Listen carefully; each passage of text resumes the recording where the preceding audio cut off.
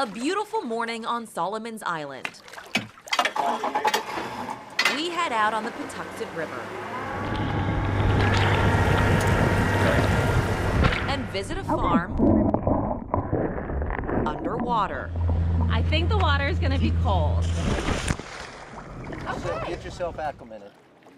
This is where we hold our oysters. Nick Butler is an oyster farmer with 38 North. Instead of harvesting oysters in the wild, You can actually grab it. All right, I got it. Start pulling it up. Okay. Butler and his crew raise them in floating cages. Open the cage, And you pull out a bag. any bag you like. He spends 4 to 5 hours a day in the water, which is 75 degrees today. And you guys are in the water 24/7, 12 months a year. Just about. Wow. Even in the wintertime. Yeah, that's what the suit's for. This is aquaculture, breeding, rearing, and harvesting aquatic animals.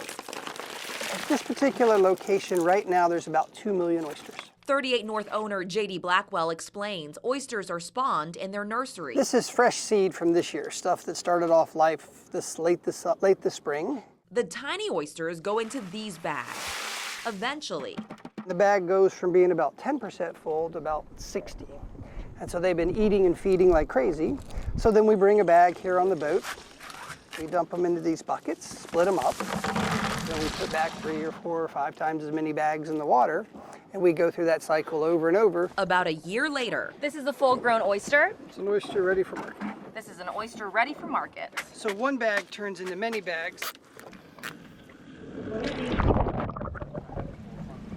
Oysters filter huge volumes of water, removing suspended material from the water and cleaning the bay. in a state-funded experiment at the Chesapeake Biological Lab, scientists mirror conditions in the Chesapeake Bay and learn how to improve aquaculture. There is much more ownership of the oysters. They know where they've been placed. They know how many are there.